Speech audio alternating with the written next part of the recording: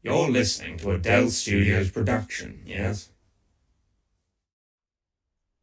Christmas remains continually insufferable, and despite time travel, still somehow rolls around once a year.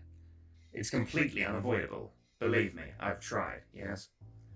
I was returning home from a particularly taxing job, and was thus quite happily taking my time drifting back through the Time Vortex, when suddenly I collided with something careering recklessly through it. Not the first time, yes, but still unpleasant. The impact caused my vortex manipulator to give out, and I was forced to land on a small, unassuming planet. I arrived in a snowy field, clearly emptied of livestock for the winter season. 100 or so feet away, just beyond the fence, was a small village. It was dark, and nobody had rushed out to see what had crashed into their field, so I assumed it must have been quite late at night. What landed opposite me soon after did not come as a surprise, yes?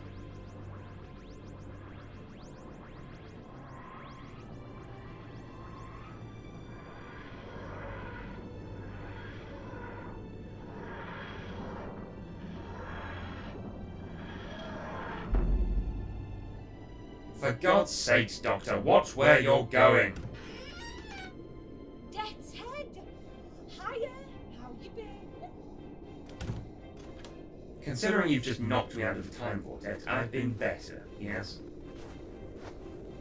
Sorry about that. You know me, always dashing from one place to the next. Snow! Proper snow! Don't get that very often. Do you know, I took Eddie the Eagle to the best indoor ski slope in the universe the other week, and we both agreed that the only thing it was missing was proper snow. This incarnation, you're very talkative, right? Well, you're hardly giving much back, are you, Mr. Chatterbox? What are you up to these days? Well, before I crashed into you. Trying to get home, but seeing as you've fried my vortex manipulator, looks like I'm stuck here. Wherever here is. Did you just lick the snow? Earthy, high oxygen concentration, bit of a tan. I'd say we're on Air Hugh Prime. Oh, and it's Christmas! You can tell all that from licking a handful of snow. Never underestimate a Time Lord's sense of taste. I genuinely can't tell if you're being serious, yes? Hang on, did you say your vortex manipulator was broken? Yes, why? Give us a look. I took the vortex manipulator off my wrist and handed it to her. Her face was a picture of focus as she scanned it with her sonic screwdriver, and then took in the reading. Suddenly she broke out into a large grin, like a child seeing their presents on Christmas morning. Easy fix. Back in a sec.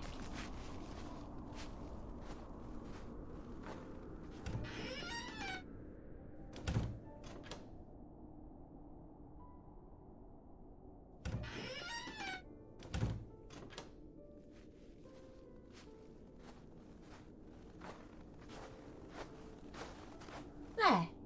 Sorted. Where's my vortex manipulator? Charging. Your power cells were a bit fried, so I've plugged them into the console for a bit. Half an hour will do, I reckon. And what are we supposed to do for half an hour? Well, it's Christmas, and we've got fields full of proper snow. Snowman? Do we have to? Can we not just wait in the TARDIS? Nah. Fine. This had better not becoming a Christmas tradition. Pardon? Which incarnation is this? 13th?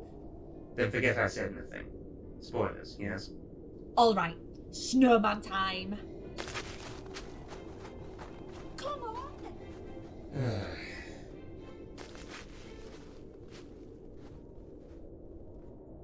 We walked across the field into the village. It was mainly comprised of small buildings and houses made of wood and stone, and strings of small coloured lights strung between them, and the streets were lined with rows of tall cast iron lamps. In the centre of the square stood a large Christmas tree, dusted with snow. It was quaint, like something on a Christmas card. Did you know almost every civilization in the universe has some sort of Christmas? Is that so? Yeah, everywhere. I find that hard to believe, yes? God, you're so cynical. On the planet Ember, the settlers had a celebration called the Crystal Feast. In the mountains of Nakjar 4, there's the 17 days of the winter moon. Even Skaro had one, long before the days of the Daleks. It was called Ronnie. It was a celebration of the solstice. Most wonderful time of the year. Happens everywhere. You learn something new every day, yes? Right, he looks good, yeah? I suppose. Why are you so mardy all the time? Seriously? I'm not being mardy. I just think I've got better things to do with my time, yes? Oh, so this is what you do with it? You go around the universe, job to job, acting like somebody took all your toys away from you. Is that it? It's nothing personal, Doctor. It's just business.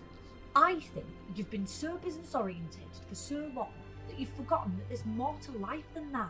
Like what? Like this. You and me spending Christmas together. Picture this. Last night, everyone in this town will have gone to sleep on Christmas Eve. And when they wake up, a snowman will have appeared in the middle of their town like magic. And they'll all smile. That's what life's about. Work is important, yeah, but there's more to life than that. It's the small moments, the small things that make you happy, the people you spend your time with. I think that's why you're so grumpy all the time. You're unfulfilled. Are you trying to teach me life lessons and instill the spirit of Christmas in me? Yes, I am. Christmas is a time for change. Everybody knows that. Charles Dickens certainly did. You want to build this snowman? Of course.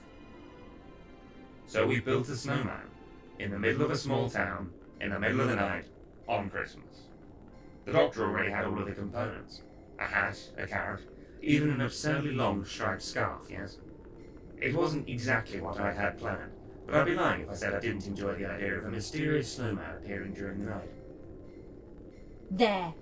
Finished. What do you think? It looks good, yes? Nice work. Come on then. Home time.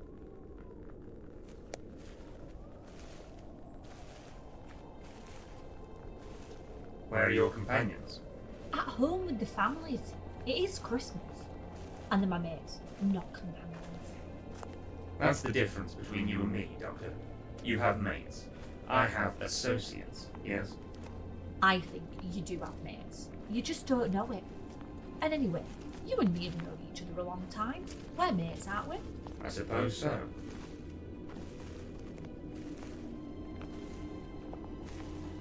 Here we are. Just one moment.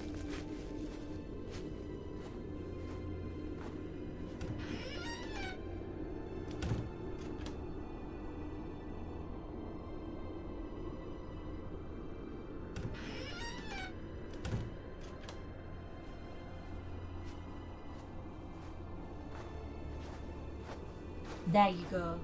Sorry, I wrapped it. Couldn't resist. One repaired vortex manipulator. Good as new. I hope you don't mind. I made a few improvements. I strapped it back on my wrist and handed the doctor the paper that it had been wrapped in. She'd made some improvements. For one, the communication systems were much better, yes? I guess this is goodbye. For now. I hope we'll see more of each other. I'm growing fond of this incarnation. Did you just pay me a compliment? Think of it as a Christmas present, right? Blimey, now that's a first. See you around Death's Head. Merry Christmas, Doctor, yes? Merry Christmas. The Doctor and I would continue to bump into one another on many occasions, but I was always pleased to see this particular incarnation. Something about her words stuck with me. Not that I could ever let her know that. I'd never live it down, and the Doctor would have centuries to be smug about it. I suppose, all in all, Christmas isn't that bad after all, yes?